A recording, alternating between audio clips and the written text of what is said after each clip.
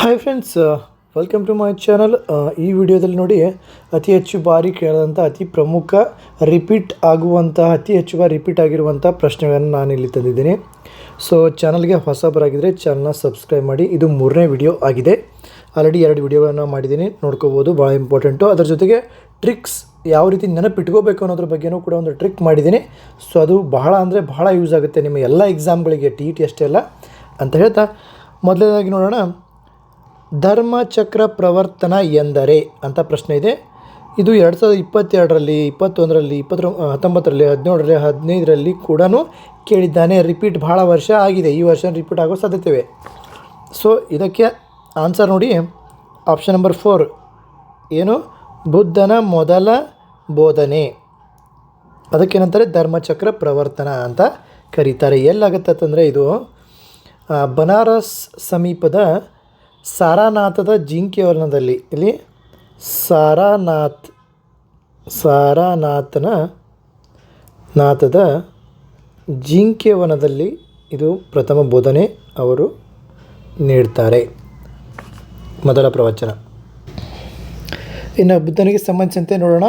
ಬುದ್ಧನ ಜನನ ಯಾವಾಗತ್ತಂದರೆ ಕ್ರಿಸ್ತಪೂರ್ವ 583ರಲ್ಲಿ ಲುಂಬಿನಿ ವನ ಅಂದರೆ ನೇಪಾಳದ ಕಪಿಲವಸ್ತುವಿನಲ್ಲಿ ಬುದ್ಧನ ಜನನ ಆಗುತ್ತೆ. ಕಪಿಲವಸ್ತುವಿನಲ್ಲಿ.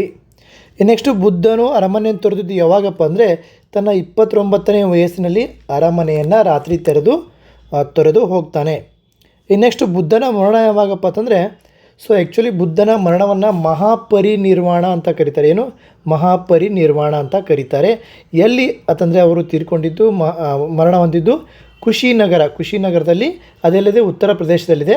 ಯಾವಾಗತ್ತಂದರೆ ಕ್ರಿಸ್ತಪೂರ್ವ 486ರಲ್ಲಿ ಅವರು ಮರಣವನ್ನು ಹೊಂದುತ್ತಾರೆ. ಇನ್ನು ಬುದ್ಧನಿಗೆ ಸಂಬಂಧಿಸಿದ ಕೆಲವು ವಿಚಾರಗಳು ಮೋಸ್ಟ್ ಇಂಪಾರ್ಟೆಂಟು, ಬಹಳ ಎಕ್ಸಾಮ್ಗೆ ಕೇಳಿದ್ದಾನೆ. ಇದನ್ನು ಕೇಳ್ಬೋದು, ಈ ಸರಿ ನೀವು ಕೇಳ್ಬೋದು.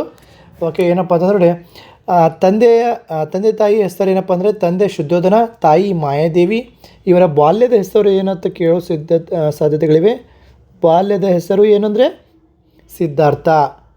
ಓಕೆ, ಇವನ ಮಗ ಯಾರಪ್ಪ ಅಂತಂದರೆ ರಾಹುಲ ಅಂತಂದರೆ ಮೀನಿಂಗು ಕಂಟಕ ಅಂತ ನೋಡಿ. ಓಕೆ, ಹೆಂಡತಿ ಹೆಸರು ಏನು, ಯಶೋಧರ ಹೆಂಡತಿ ಹೆಸರು. ಇವನ ನೆಚ್ಚಿನ ಸೇವಕ ಯಾರಪ್ಪ ಅಂತಂದರೆ ಚೆನ್ನ. ಇದನ್ನು KS ಕೇಳಿದ್ದಾನೆ ಭಾಳ ಬಾರಿ. ಆಮೇಲೆ ನೆಚ್ಚಿನ ಕುದುರೆ ಕಂತಕ, ಇದನ್ನು KS ಪ್ರಿಲಿಮ್ಸ್ಗೆ ಕೇಳಿದ್ದಾನೆ, FDA ಕೇಳಿದ್ದಾನೆ. ನೆಚ್ಚಿನ ಶಿಷ್ಯ ಯಾರಪ್ಪ ಅಂತಂದರೆ ಅವ್ರದ್ದು ಆನಂದ. ನೆಚ್ಚಿನ ಶಿಷ್ಯೆ ಯಾರಪ್ಪ ಅಂದರೆ ಕಿಸ ಗೌತಮಿ. ನೆಚ್ಚಿನ ಶಿಷ್ಯೆ, ಇವ ಶಿಷ್ಯ, ಇವಳು ಶಿಷ್ಯೆ. ಓಕೆ, ಪರಿವರ್ತನೆ ಹೊಂದಿದ ಕಳ್ಳ ಯಾರಪ್ಪ ಅಂದರೆ, ಇವರಿಂದ ದರೋಡೆಕೋರ ಯಾರಪ್ಪ ಅಂದರೆ ಪಾಠ ಇತ್ತು, ಅಂಗುಲಿ ಮಾಲ ಪರಿವರ್ತನೆ ಹೊಂದ್ತಾನೆ. ಇನ್ನು ನೆಕ್ಸ್ಟು ಇವರಿಗೆ ಜ್ಞಾನೋದಯ ಎಲ್ಲ ಆಯ್ತಂದರೆ ಬೋಧಗಯಾದಲ್ಲಿ. ಓಕೆ, ಬೋಧಗಯ ಅಂತಂದರೆ ಬೋಧಿ ವೃಕ್ಷದ ಕೆಳಗೆ ಆಗುತ್ತೆ. ಇನ್ನು ನೆಕ್ಸ್ಟು ವಿಶೇಷ ಏನಂತಂದರೆ ಬುದ್ಧನ ಜನನ ಮತ್ತು ಜ್ಞಾನೋದಯ ಮತ್ತು ಮರಣ 3 ಒಮ್ಮೆ ಯಾವಾಗ ಆಗಿವೆ ಅಂತಂದರೆ ವೈಶಾಖ ಹುಣ್ಣಿಮೆ ಅಥವಾ ಬೌದ್ಧ ಪೂರ್ಣಿಮೆ ಅಂತ ಅಂತೀವಿ. ಹುಣ್ಣಿಮೆ ದಿನವೇ ಆಗಿವೆ ಇವು 3 ಕೆಲಸ, ಹುಟ್ಟಿದ್ದು ಮತ್ತು ಜ್ಞಾನೋದಯ ಆಗಿದ್ದು ಮತ್ತು ಮರಣ ಅಥವಾ ಮಹಾಪರಿನಿರ್ವಾಣ ಆಗಿದ್ದು. ಯಾವಾಗಪ್ಪ ಅಂದರೆ ವೈಶಾಖದ ಹುಣ್ಣಿಮೆ. ಈ ವೈಶಾಖದ ಹುಣ್ಣಿಮೆಯನ್ನು ಬೌದ್ಧ ಪೂರ್ಣಿಮೆ ಅಂತ ನಾವು ಆಚರಿಸ್ತೀವಿ. 4 ಘಟನೆಗಳ ಅವ್ರ ಮೇಲೆ ಪ್ರಭಾವ ಬೀಳ್ತವೆ. ಯಾವಪ್ಪ ಅಂದರೆ, ಒಂದು ವೃದ್ಧ ಮುದುಕನ ಒಂದು ಇದು, ಆಮೇಲೆ ಇನ್ನೊಂದು ಅಂದರೆ ರೋಗಿ, ಇನ್ನು 3ನೇದ್ದು ಶವಯಾತ್ರೆ, 4ನೇದ್ದು ಸನ್ಯಾಸಿ. ಓಕೆ, 4 ವಿಚಾರಗಳು ಅವ್ರ ಭಾವನೆ ಮೇಲೆ ಬೀಳ್ತವೆ. ಇನ್ನು ನೆಕ್ಸ್ಟ್ ಕಂಪ್ಲೀಟಾಗಿ ಇದ್ರ ಬಗ್ಗೆ ಒಂದು ಟ್ರಿಕ್ ಕೊನೆಗೆ ಹೇಳ್ತಾ ಇದ್ದೀನಿ. ಭಾಳ ಇಂಪಾರ್ಟೆಂಟ್ ಆಗಿರುವಂಥ ಒಂದು ಟ್ರಿಕ್ ಇದೆ. ಸೊ ನೆಕ್ಸ್ಟ್ ಹೋಗೋಣ, ನೆಕ್ಸ್ಟ್ ಕ್ವಶನ್ಗೆ ಹೋಗೋಣ. ಇಲ್ಲಿ ಫ್ರೆಂಡ್ಸ್, 2ನೇ ಪ್ರಶ್ನೆ, ವರ್ಧಮಾನ ಮಹಾವೀರನು ಜನಿಸಿದ ಸ್ಥಳ 2021ರಲ್ಲಿ ಕೇಳಿದ್ದಾನೆ. ಮುಂದೂ ಕೇಳಬಹುದು.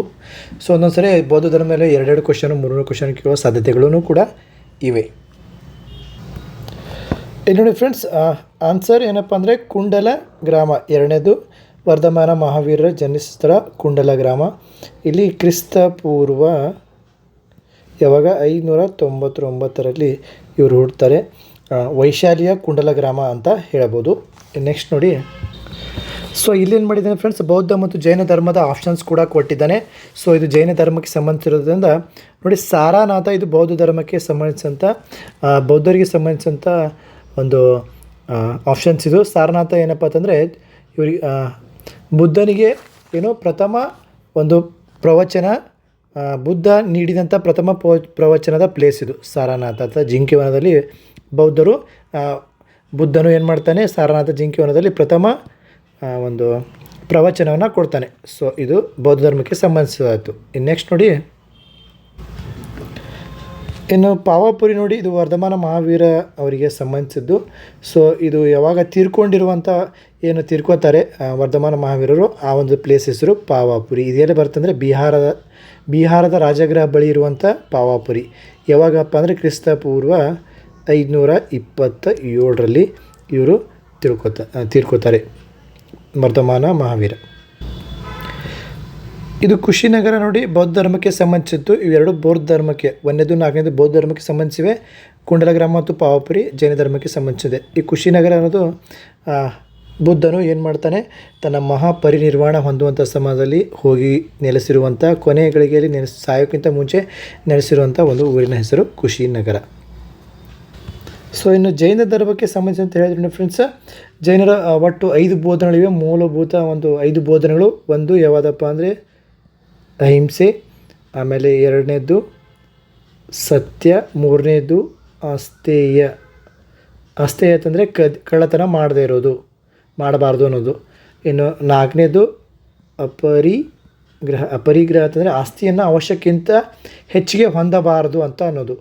ಇನ್ನು 5ನೇದು ಯಾವುದಪ್ಪ ಅಂದರೆ ಬ್ರಹ್ಮಚರ್ಯ, ಇಂದ್ರಿಯಗಳ ನಿಗ್ರಹ ಮಾಡೋದು. ಇದರಲ್ಲಿ 4 ಏನವೇ ಆಲ್ರೆಡಿ ಜೈನ ಧರ್ಮದಲ್ಲಿ ಇದ್ದು, 5ನೇದೇನು ಬ್ರಹ್ಮಚರ್ಯ ಇದಲ್ಲ, ಆ ತತ್ವವನ್ನು ಯಾರು ವರ್ಧಮಾನ ಮಹಾವೀರರು ಬೋಧನೆ ಮಾಡ್ತಾರೆ. ಆಮೇಲೆ ಇವು 4 ಏನದಾವ, 4 ಬೋಧನೆ ಮಾಡಿದವರು ಪಾರ್ಶ್ವನಾಥ ಎಷ್ಟನೇ ತೀರ್ಥಂಕರ ಜೈನ ಧರ್ಮದ್ದು, 23ನೇ ತೀರ್ಥಂಕರ. ಈಗ ವರ್ಧಮಾನ ಮಹಾವೀರವರು 24ನೇ ತೀರ್ಥಂಕರ ಆದರೆ 23ನೇ ತೀರ್ಥಂಕರ ಯಾರಪ್ಪ ಅಂದರೆ ಪಾರ್ಶ್ವನಾಥ. 22ನೇ ತೀರ್ಥಂಕರ ನೇಮಿನಾಥ. ಇನ್ನು 2ನೇ ತೀರ್ಥಂಕರ ಯಾರಪ್ಪ ಅಂದರೆ ಅಜಿತನಾಥ. ಇನ್ನು ಜೈನ ಧರ್ಮದ ಪವಿತ್ರ ಚಿಹ್ನೆ ಯಾವುದಪ್ಪ ಅಂದರೆ ಸ್ವಸ್ತಿಕ್ ಇದೆ. ಪವಿತ್ರ ಚಿಹ್ನೆ ಸ್ವಸ್ತಿಕ್ ಜೈನ ಧರ್ಮದ ಪವಿತ್ರ ಚಿಹ್ನೆ. ಇನ್ನು ಜೈನ ಧರ್ಮದ ಪವಿತ್ರ ಗ್ರಂಥ ಯಾವುದಪ್ಪ ಅಂತಂದರೆ ಆಗಮ ಸಿದ್ಧಾಂತ. ಇದು ಜೈನ ಧರ್ಮ ಪವಿತ್ರ ಗ್ರಂಥ. 45ರಿಂದ 50 ಸಂಪುಟಗಳನ್ನು ಇದು ಹೊಂದಿದೆ. ಇನ್ನೂ ಒಂದು ಕೇಳ್ಬೋದು ನಿಮಗೆ, ಏನೋಪ್ಪ ಜೀನ ಎಂದರೆ ಯಾರು ಅಂತಂದರೆ, ಜೀನ ಅಂತಂದರೆ ಏನು ಎಲ್ಲವನ್ನು ನಿಗ್ರಹಿಸಿದವನೇ ಯಾರು? ಜೀನತ್ವವನ್ನು ಪಡೆದವನೇ ಜೈನ ಅಂತ ಈ ರೀತಿ ಇದೆ. ಓಕೆ, ನೆಕ್ಸ್ಟ್ ಹೋಗೋಣ ಫ್ರೆಂಡ್ಸ್. 2ನೇ ಬೌದ್ಧ ಸಮಾವೇಶವು ನಡೆದಿದ್ದು ಎಲ್ಲಿ ಅಂತ ಕೇಳಿದರೆ, ಸೊ 2019ರಲ್ಲಿ ಈ ಒಂದು ಪ್ರಶ್ನೆ ಕೇಳಿದ್ದಾನೆ. ಹಲವಾರು ಎಕ್ಸಾಮ್ಗಳಿಗೆ ಕೂಡ ಈ ಒಂದು ಪ್ರಶ್ನೆಯನ್ನು ಹಲವಾರು ಬಾರಿ ಕೇಳಿದ್ದಾನೆ. ಸೊ ಇದು ನೋಡಿ ಭಾಳ ಈಸಿ ಇದೆ. ಸೊ ಇಲ್ಲಿ ಒಂದು ಟ್ರಿಕ್ಕೂ ಕೂಡ ಇದೆ. ಟ್ರಿಕ್ಕನ್ನು ನಿಮಗೆ ಕೊನೆಗೆ ಹೇಳ್ತೀನಿ. ಓಕೆ, ಕೊನೆಗೆ ಅದು ಕ್ವಶನ್ ಇದೆ, ನೋಡೋಣ. ಸೊ ನೋಡಿ, 2ನೇ ಬೌದ್ಧ ಸಮ್ಮೇಳನ ನಡೆದಿದ್ದು ಎಲ್ಲಪ್ಪ ಅಂತಂದರೆ ಇಲ್ಲಿ option number 2 is the right answer, Vaishali. ಇಲ್ಲೊಂದು ಟ್ರಿಕ್ ಇದೆ. ಏನಪ್ಪ ಅಂದರೆ 1ನೇದು 2ನೇದು 3ನೇದು 4ನೇದು ಕಂಡುಹಿಡಿಯೋಕ್ಕೆ ಕೆಲವೊಂದು ಬುಕ್ಸ್ನಲ್ಲಿ 5 ಸಮ್ಮೇಳನ ಅಂತ ಕೊಟ್ಟಿದ್ದಾರೆ. ಸೊ ಹಾಗಿದ್ರೂ ಕೂಡ 5ನೇದಂತ ಕನ್ಸಿಡರ್ ಮಾಡಿದ್ರೆ ಯಾವುದು ಕನೌಜ ಅಂತ ಆಗುತ್ತೆ. ಸೊ ನೋಡಿ, ಇದರ ಒಂದು ಟ್ರಿಕ್ ಏನಪ್ಪ ಅಂದರೆ ರಾವೈ ಪಾಕುಂಜ. ಮೊದಲನೇದು ಬೌದ್ಧ ಸಮ್ಮೇಳನ ಎಲ್ಲಿ ನಡೀತದೆ? ರಾಜಗೃಹ. 2ನೇದು ವೈಶಾಲಿ, 3ನೇದು ಪಾಟಲಿಪುತ್ರ, 4ನೇದು ಕುಂಡಲವನ, 5ನೇದು ಏನಾದರೂ ಕೇಳಿದರೆ ಕನೌಜ ಅಂತ ಹೇಳ್ಬೋದು. ರಾವೈ ಪಾಕುಂಜ ಇದರ ಒಂದು ಟ್ರಿಕ್ಕು. ಇನ್ನು ಇದಕ್ಕೆ ಸಂಬಂಧಿಸಿದಂತೆ ನೋಡಿ, ಆಶ್ರಯ ದೊರೆದು ಒಂದು ಟ್ರಿಕ್ ಇದೆ. ಆಶ್ರಯ ದೊರೆ 1ನೇದು ಯಾರಪ್ಪ ಆಶ್ರಯ ದೊರೆ? ಏನು ಅಂತ ಇದೆ. 2ನೇದು ಅಂತ ಇದೆ. 3ನೇದು ಅಂತ ಇದೆ. ಅಂತ ಇದೆ. ಅಂತ ಇದೆ. ಇಲ್ಲಿ ನೋಡಿ, ಆಕಾಶ ಅಂತ ಮಾಡಬೇಕಾಗುತ್ತೆ. ಏನಪ್ಪ ಅಂದರೆ ಅಂದರೆ ಮೊದಲನೇದು ಆಶ್ರಯ ದೊರೆ ಯಾರು? ಅಜಾತಶತ್ರು. 2ನೇದು ಕಾಲಾಶೋಕ. 3ನೇದು ಅಶೋಕಲಿಂಗ ಯುದ್ಧ ಗೆಲ್ತಾರಲ್ಲ ಆ ಅಶೋಕ ಇಲ್ಲಿ. ಇನ್ನು 4ನೇದು ಯಾರಪ್ಪ ಅಂದರೆ ಕಾನಿಷ್ಕ ಅಂತ ಇಟ್ಕೋರಿ, ಕಾನಿಷ್ಕ. ಇನ್ನು 5ನೇದು ಇದೆ.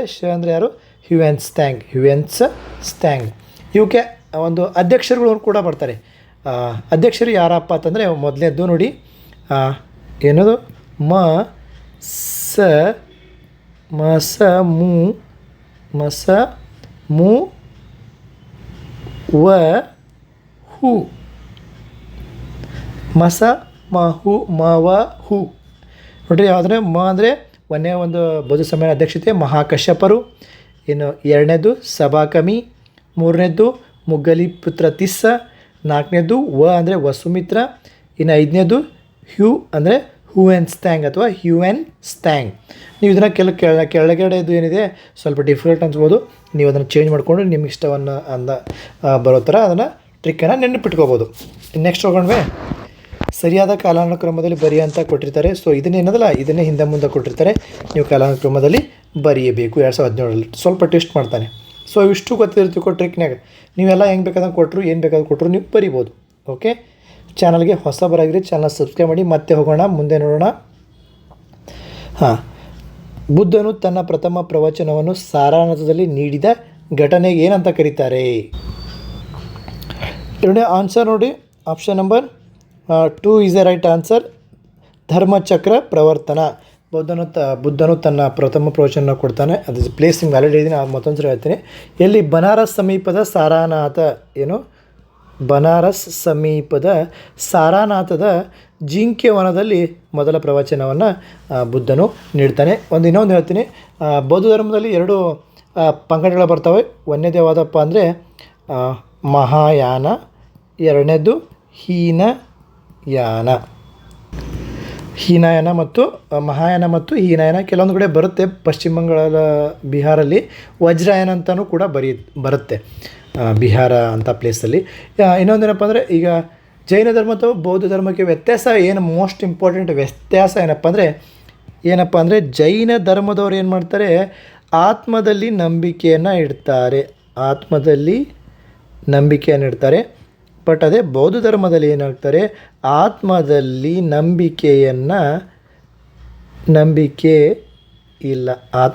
ಇಲ್ಲ ಬೌದ್ಧ ಧರ್ಮದಾಗ. ಜೈನ ಧರ್ಮದಾಗ ಆತ್ಮದಲ್ಲಿ ನಂಬಿಕೆ ಇದೆ. ಸೊ ಇದಿಷ್ಟು ಮಾಹಿತಿ ಫ್ರೆಂಡ್ಸ್. ಚಾನಲ್ಗೆ ಹೊಸಬರಿಗೆ ಚಾನಲ್ ಸಬ್ಸ್ಕ್ರೈಬ್ ಮಾಡಿ. ಮತ್ತೇನಾದರೂ ನಿಮಗೆ ಬೇಕಂದರೆ ಕಮೆಂಟ್ ಬಾಕ್ಸಲ್ಲಿ ಕಮೆಂಟ್ ಮಾಡಿ. ಒಂದ್ಸರಿ ಮತ್ತೊಂದು ಥರ ಹೇಳ್ತೀನಿ ನೋಡಿರಿ. ರಾವೈ ಪಾಕುಂಜ ಆಕಾಶ ರಾವೈ ಪಾಕುಂಜ.